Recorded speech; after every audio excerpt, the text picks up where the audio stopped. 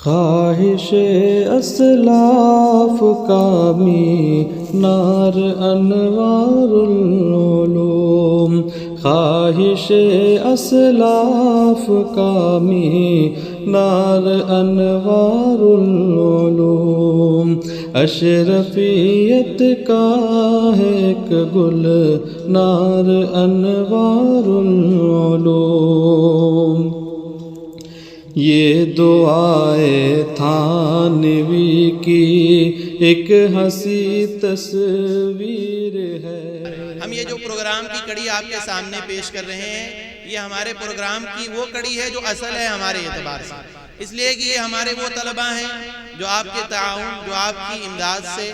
اور ہم سب ان کو سال بھر تعلیم دیتے ہیں، ان کو ٹرین کرتے ہیں، ان کو آپ کے سامنے سال کے آخر میں پیش کرنے کے لیے تیار کرتے ہیں، تقریریں سکھاتے ہیں، تقریریں کرواتے ہیں، خود کر کے بتاتے ہیں، ان کو تعلیم کے ساتھ ساتھ تربیت دی جاتی ہے۔ آپ حضرات آئے ہیں، تشریف لے آئے ہیں، ہم آپ کا استقبال کرتے ہیں، خیر مقدم کرتے ہیں، آپ حضرات تشریف رکھیں اور بچوں کی جو انجمن ہو رہی ہے اس کو سماعت فرمائیں، انشاءاللہ آپ کو بہت لطف ملے گا، اور آپ کو یہ اندازہ ہوگا کہ آپ جامعہ انوار العلوم میں گئے تھے تو آپ نے ہونہار طالب علم سے ملاقات کی، آپ نے ایسے خطیب سے ملاقات کی جو آگے چل کر کے امت کے اسٹیج سنبھالیں گے، ممبر و محراب سنبھالیں گے۔ تو ہم آپ کو خطابت کے میدان میں ہی لے کر چلتے ہیں، اور ہم تقریر کے لیے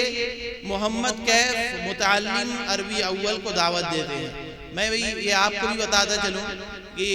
عربی اول میں جو تینوں طالب علموں نے یہ پیش کیا ہے، نعت یا قرات یا تقریر پیش کرنے جا رہے ہیں، یہ تینوں طالب علم عربی اول کے ہیں، اور ماشاءاللہ یہ ترقی کی راہ پر گامزن ہے۔ آپ تمام طلبہ کرام کے لیے دعا کریں کہ اللہ تبارک و تعالیٰ ان کے علم و عمل میں برکت دے اور ان کو آگے چل کر کے امت کا رہبر اور امام بنائے۔ میں محمد کیف متعلم عربی اول سے درخواست کرتا ہوں کہ وہ آئیں اور تقریر پیش کریں۔ عبادتوں کی طرح میں ایک کام کرتا ہوں، عبادتوں کی طرح میں ایک کام کرتا ہوں، میرا اصول ہے کہ میں سب سے پہلے سلام کرتا ہوں، السلام علیکم ورحمۃ اللہ وبرکاتہ۔ نحمده ونصلي على رسوله الكريم، أما بعد، قال الله تعالى إن الله يأمر بالعدل والإحسان، فقال الله تعالى ولا يجرمنكم شنآن قوم على ألا تعدلوا اعدلوا هو أقرب للتقوى۔ جناب صدر اور محترم حاضرین، ابھی میں نے آپ کے روبرو دو آیتیں تلاوت کی ہیں، ان کا ترجمہ یہ ہے، بلا شبہ اللہ تعالیٰ عدل و انصاف اور احسان کرنے کا حکم دیتا ہے، اور دوسری آیت میں اللہ تعالیٰ فرماتے ہیں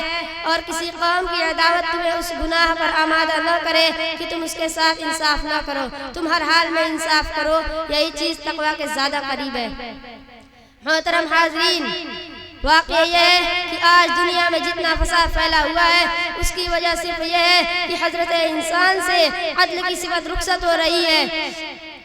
جب انسان حق و باطل کی تمیز کو چھوڑ دے، اپنے ضمیر کی آواز سے پشت میں ڈال دے، ظلم و ناانصافی پر کمر باندھ لے،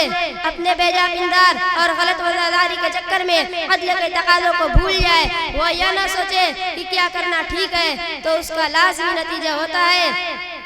دنیا شر و فساد کی آماجگاہ بن جاتی ہے، صفحے عرض پر انار کی بدامنی بے اطمینانی کا راج ہوتا ہے۔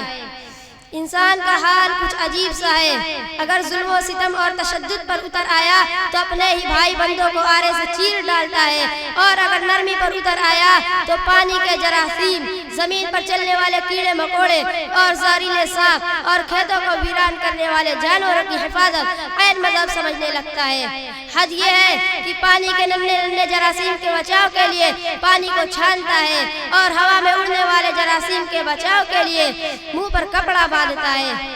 اگر خواہشات نفسانی کی طرف مائل ہوتا ہے تو وہ یہ سوچتا ہے کہ سارے جہان کی حسینائیں اس کا آغوش گرم کریں، اور اگر ترک خواہشات کی طرف توجہ کرتا ہے تو دنیا سے دور پہاڑوں کی غاروں میں، جنگل کی تنہائیوں میں اپنا مسکن بنا لیتا ہے۔ مگر اسلام اس طرز زندگی کا سخت مخالف ہے۔ اسلام کا کہنا یہ ہے کہ تم بیچ کی راہ چلو، اسی راہ پر گامزن ہو جو سیدھی ہو، اس بات کا فیصلہ کرو جو حق ہو، اسی کام کے لیے جان کی بازی لگاؤ جس کے لیے اللہ اور اس کے رسول نے حکم دیا ہے۔ تاریخ شاہد ہے، مسلمانوں نے اس پر عمل کر کے دکھایا، قاضیوں نے اسلامی قانون کے مطابق ایسے ایسے فیصلے کیے ہیں، انہوں نے بادشاہ وقت، حکام زمانے تک کی پرواہ نہ کی، دوست اور دشمن، کافر و مسلم، اپنے اور پرائے کی تمیز نہ کی۔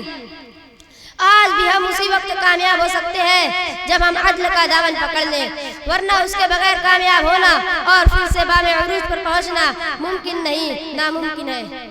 دعا ہے کہ اللہ تعالی ہمیں اور آپ کو عدل کے راستہ پر چلائے، آمین۔ وآخر دعوانا الحمدللہ رب العالمین۔